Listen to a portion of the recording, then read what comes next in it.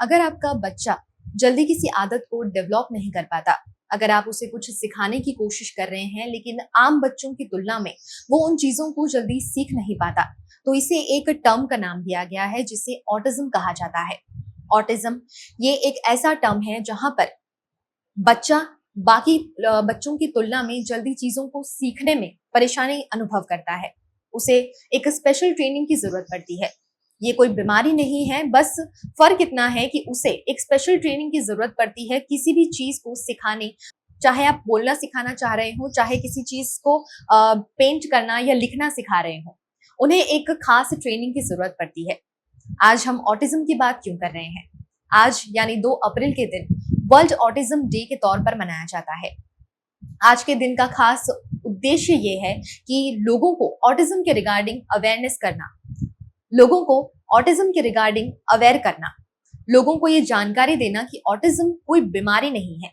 इससे आपको अवॉइड नहीं करना है, बल्कि आपके बच्चे को किस खास ट्रेनिंग की जरूरत है, आपके बच्चे को किस तरह से डेवलप करना है, उसके बारे में अवेयर करने के लिए आज के दिन को सेलिब्रेट किया जाता है।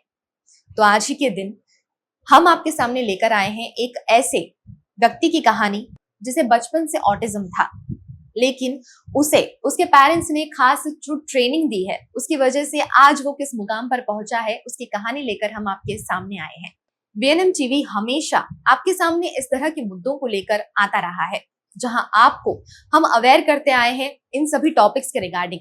वहीं अब वीएनएम का अपना एक फाउंडेशन है जो पहल प्रोजेक्ट के साथ में इन सभी टॉपिक्स पर लोगों को अवेयर कर रहा है। हमारा उद्देश्य है लोगों को जागरूक करना इन सभी चीजों के बारे में। तो आज वीएनएम फाउंडेशन की तरफ से हम आपके सामने ऑटिज्म डे के रिगार्डिंग कुछ इंफॉर्मेशन लेकर पेश हो रहे हैं।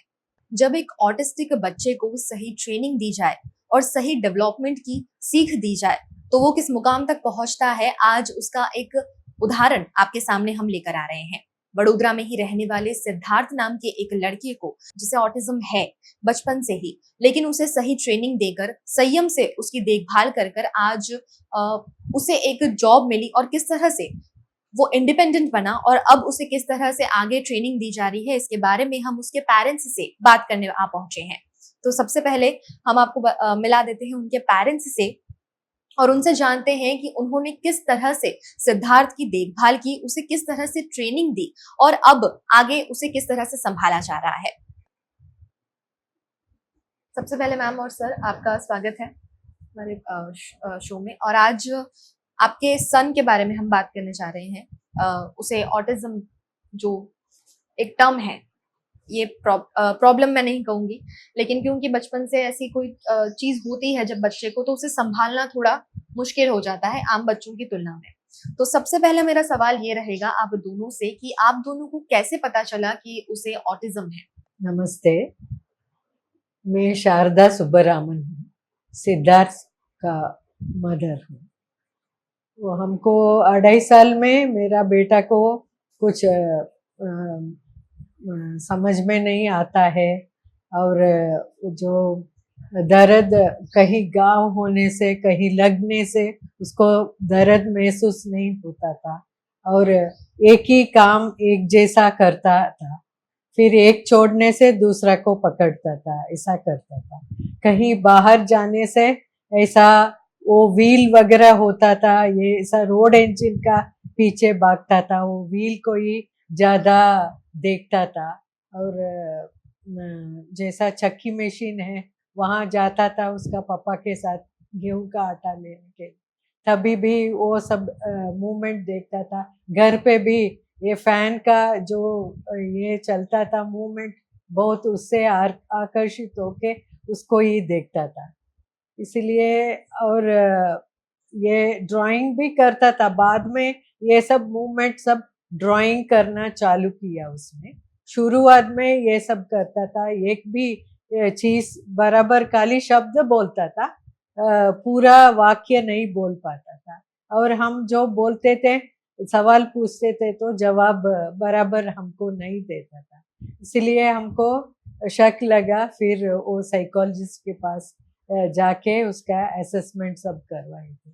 तब शुरुआत में हमको ऑटिज्म के बारे में कभी सुना नहीं था, इसलिए मालूम नहीं था उस वक्त। इवन साइकोलॉजिस्ट वगैरह उनको इतना मालूम नहीं पड़ता था। फिर इसको परवेसिव डेवलपमेंटल डिले करके उसमें रिपोर्ट में लिखे थे, और माइल्ड मेंटल रिटार्डेशन करके लिख के दिए थे, और उसका डेवलपमेंट पीछे 2 साल पीछे है अपना उम्र का हिसाब से, ऐसा करके रिपोर्ट में लिख के दिए थे। उसके बाद हम क्लिनिकल साइकोलॉजिस्ट बोले थे प्ले थेरेपी में जाने के लिए। फिर वो हाइपर एक्टिव भी था, बचपन में जो भी हम काम देते थे वो पूरा नहीं कर पाता था, इसलिए हम प्ले थेरेपी में जाते थे उसको लेके। फिर वहाँ पे वो लोग उसको कैसा करने का है, ये खेल से कैसा उसको एंगेज करना है, अटेंशन कैसा खींचना है, वो सब हमको सिखाए थे।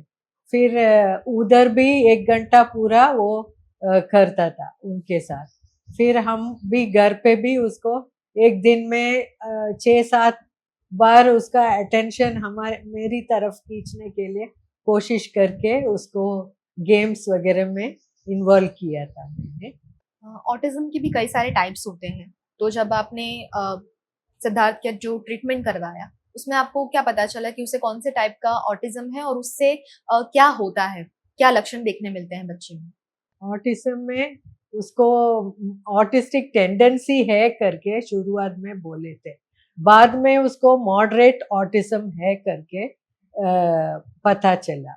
उसमें उसको मतलब बाय ट्रेनिंग की वजह से वो खुद का काम कर सकता है, और कोई भी इसमें वो इंगेज रह सकता है, ऐसा करके हमको रिपोर्ट मिला गया।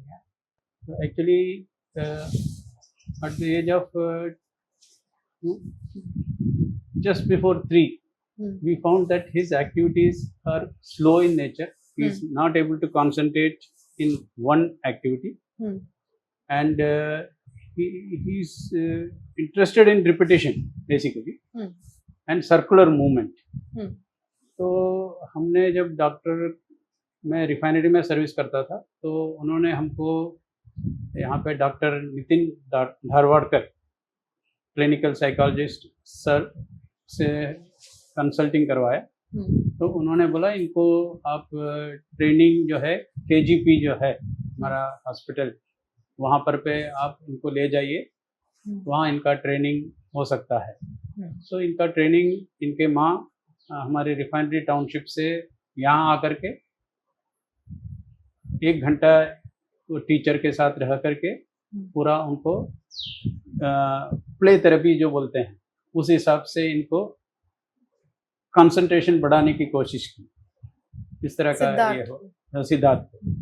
और एक मैडम शरीफा बरोड़ा वाला करके थे क्लिनिकल साइकोलॉजिस्ट, उनके साथ भी सिद्धार्थ को हमने ट्रेनिंग देने का था, रेमेडियल ट्रेनिंग जो बोलते हैं, वो उनके साथ भी वो एंगेज रहा।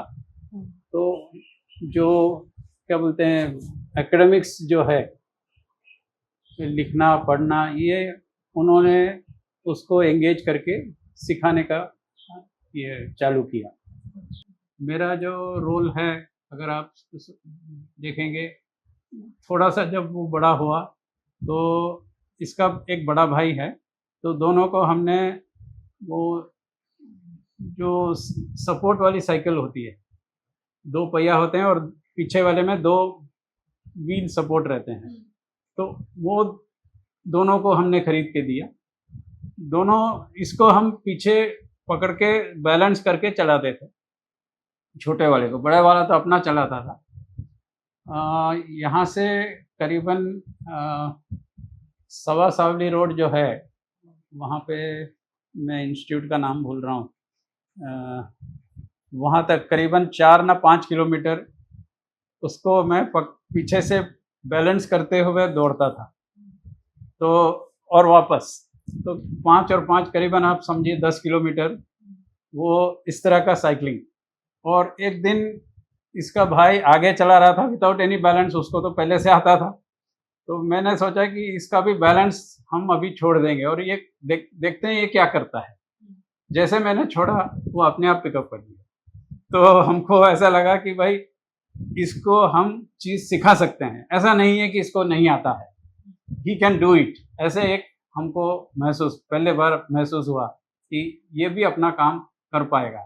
अब जैसे आपने ये बताया कि किस तरह से आपने उसे ट्रेनिंग दी और आपने जो भी कहा साइकिलिंग वाला आपका जो किस्सा था, उसे कॉन्फिडेंट बनाने के लिए पेरेंट्स का एक बहुत बड़ा रोल है और ऐसे सभी बच्चों के लिए रहता है कि उसे जब भी बच्चे में कॉन्फिडेंस आता है तो पेरेंट्स का सबसे बड़ा रोल होता है।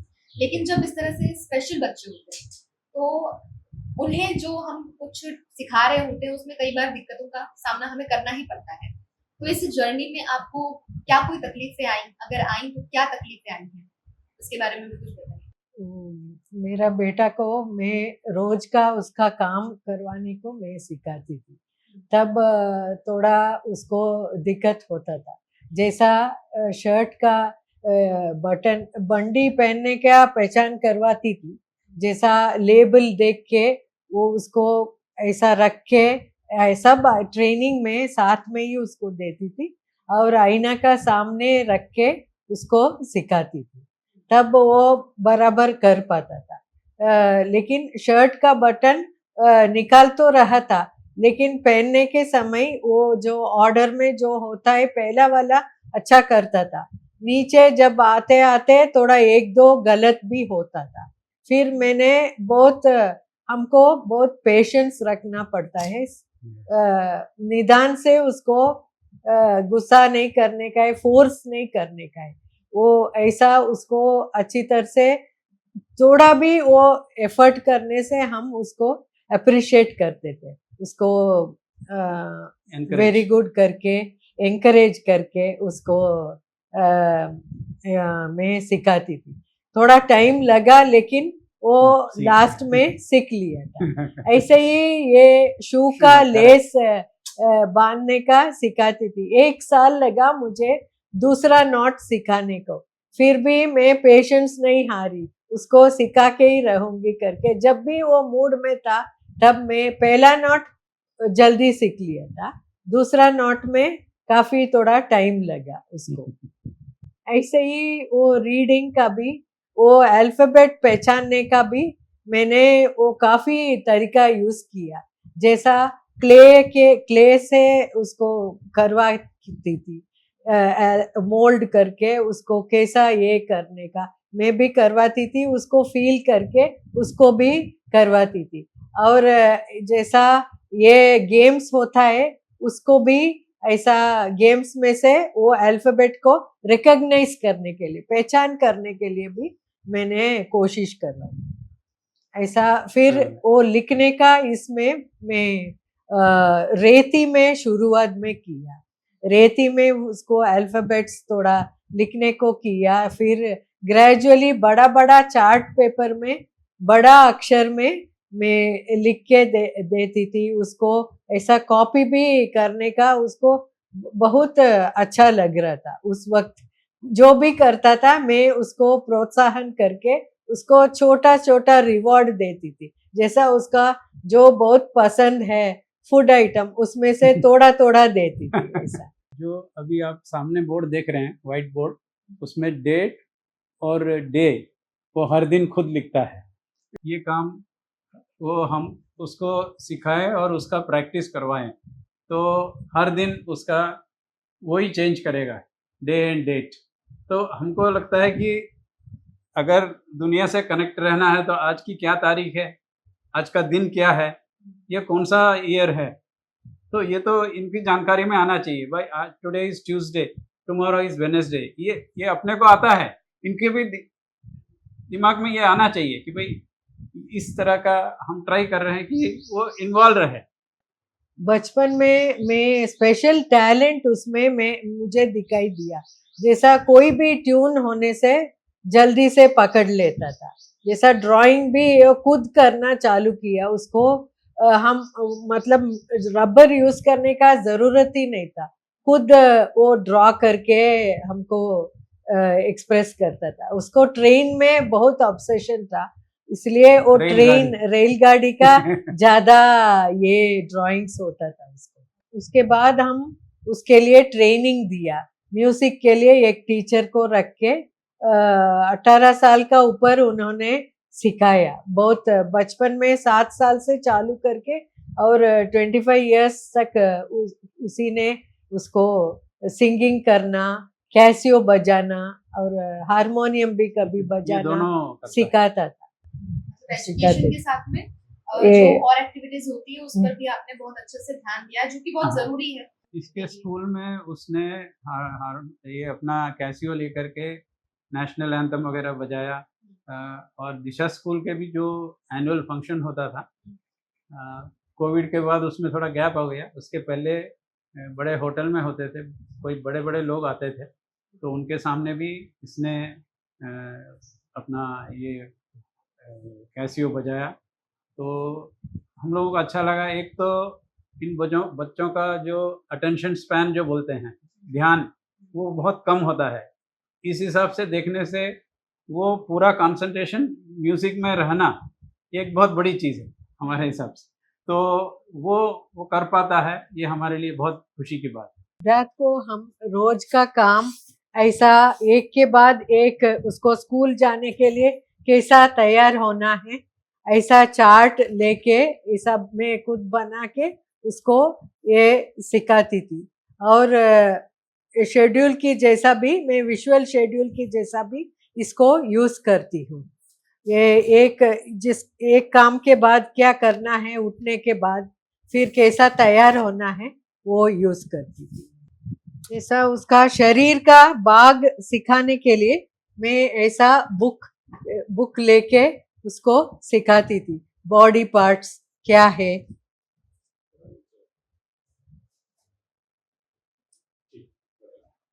ये बॉडी पार्ट सिखाने के लिए मैं ये यूज करती हूँ बेटा को। कि इन बच्चों को जैसे पाँव में चोट लगी तो बोलने को आना चाहिए कि मुझे ये पाँव में लगा है, मुझे सिर दर्द हो रहा है, मेरे को दिखने में तकलीफ है। तो बॉडी पार्ट्स अगर ये अपने आप को पहचाने तभी आपको बोल पाएंगे, तभी आप समझ पाओगे, नहीं तो हमें नहीं पता लगता कि इनको क्या तकलीफ है। इसमें भी ऐसा बुक भी मैं रख के उसको सिखाती थी। क्यों नहाना है, क्यों अपने को साफ रखना है, तंदुरुस्त रहने के लिए, ऐसा सब हम सिखाते थे। पिक्चर लेके कैसा करना है, क्यों करना है, ये सब। तो अब हम बात करते हैं सिद्धार्थ से, और दिन भर में जो एक्टिविटीज करते हैं उनके बारे में भी उनसे खुद से जानते हैं, उनसे बात करते हैं कि उन्हें और क्या क्या चीजें करना पसंद आता है अपने दिन में। सिद्धार्थ, आपको बहुत लोग देख रहे हैं, आप सबको हेलो बोल दीजिए। हेलो। ओके, आप कितने साल के हैं? 37 years old. ओके, और आप कितनी लैंग्वेजेस जानते हैं? 4 language. कौन सी? तमिल, हिंदी, इंग्लिश, गुजराती. सबसे ज्यादा आपको कौन सी लैंग्वेज में बात करना अच्छा लगता है? इंग्लिश. इंग्लिश में। और क्या क्या एक्टिविटीज आपको करना पसंद है? Drawing, painting. Drawing, painting, music में भी रुचि है? हाँ. पसंद है म्यूजिक प्ले करना? हाँ. और कोई सॉन्ग्स आप सुनते हैं? कौन सा सबसे ज्यादा पसंद है? इंग्लिश. English songs. और पढ़ाई करता हूँ घर पे. पढ़ाई करते हो। और आपकी कुछ ड्राइंग्स आपने जो बनाई हो वो भी आप मुझे बताइए ना, कौन कौन सी ड्राइंग बनाई है आपने? ठीक है. ये इधर ऐसे कैमरे में बताइए। ये नहीं. ओके, आप दिशा स्कूल में जाते हैं, राइट? यस. वहां पर आपको क्या क्या ट्रेनिंग दी जाती है? Job training. जॉब ट्रेनिंग दी जाती है। हाँ. तो आपको अच्छा लगता है लोगों से घुलना मिलना, उनसे बातें करना? अच्छा लगता है. बिल्कुल। ओके, अब मेरी एक रिक्वेस्ट है। आपने अभी बोला ना कि आपको म्यूजिक पसंद है, म्यूजिक प्ले करना अच्छा लगता है, हारमोनियम बजाना अच्छा लगता है। हाँ. तो आप मुझे हारमोनियम प्ले करके बताइएगा प्लीज। हाँ. पक्का? ठीक है.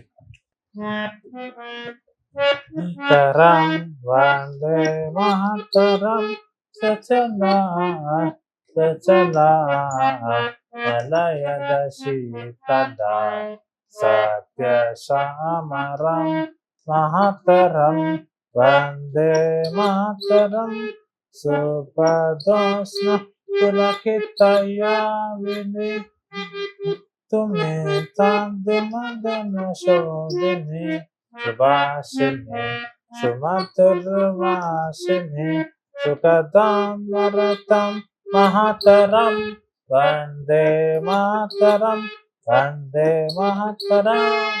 किसने जाना चांदरों से चलाए आगे आसमानों से बढ़ाए आगे पीछे रह जाएगा ऐसा माना यहाँ कल क्या हो।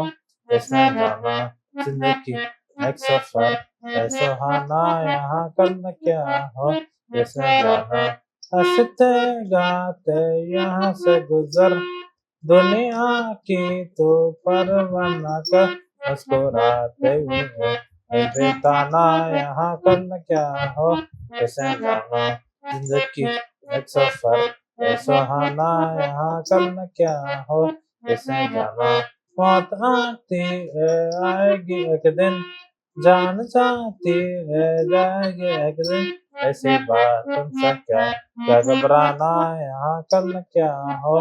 किसने जाना जिंदगी एक सफर है सुहाना यहाँ कल क्या हो। किसने जाना। Okay. Which is your most favorite song that you really love to play? होंगे कामयाब। Okay. Can you play it? Yes. Okay. होंगे कामयाब हम होंगे कामयाब हम होंगे कामयाब मन है विशाह पूरे विशाह हम होंगे कामयाब। Okay. Thank you, Siddharth. Yes. आज जैसा सिद्धार्थ के माता पिता से हमने बात करी और उनसे जाना कि उन्होंने अपने बच्चे को किस तरह से सही ट्रेनिंग देकर इंडिपेंडेंट बनाने की एक छोटी छोटी कोशिशें करते गए हैं, किस तरह से उसे कॉन्फिडेंट बनाया गया है। उसी तरह कई ऐसे पेरेंट्स हैं जो इस कोशिश में लगे हैं, लेकिन कुछ ऐसे पेरेंट्स हैं जो कभी कभी हार मान जाते हैं। तो ये वीडियो जो आज का ये पूरी बातचीत थी, ये उन पेरेंट्स को संदेश था कि आपको हारना नहीं है। आपके घर में अगर कोई बच्चा है जिसे सीखने में समझने में थोड़ा वक्त लग रहा है, तो बस आपको संयम रखकर उसका ध्यान रखना है और उसे इस समाज में आगे बढ़ने के लिए एक उम्मीद दिखानी है। उम्मीद ही है जो उसे जिंदगी जीने की हिम्मत देगी। तो आपको भी बस वही करना है, आपके बच्चे को आत्मविश्वास से भर देना है। वीएनएम फाउंडेशन अपने पहल प्रोजेक्ट के थ्रू यही काम कर रहा है। मेंटल हेल्थ से लेकर जो भी इश्यूज हैं और मेंटल हेल्थ को और स्ट्रॉन्ग बनाने के ऊपर काम कर रहा है। हमारा उद्देश्य है समाज को मानसिक तौर पर और ज्यादा मजबूत करना। तो अगर आप वीएनएम फाउंडेशन से जुड़ना चाहते हैं तो आप हमसे संपर्क कर सकते हैं। अगर आपको आज का ये वीडियो पसंद आया है तो इसे ज्यादा से ज्यादा लाइक, शेयर और कमेंट कीजिएगा और जुड़े रहिएगा वीएनएम परिवार के साथ।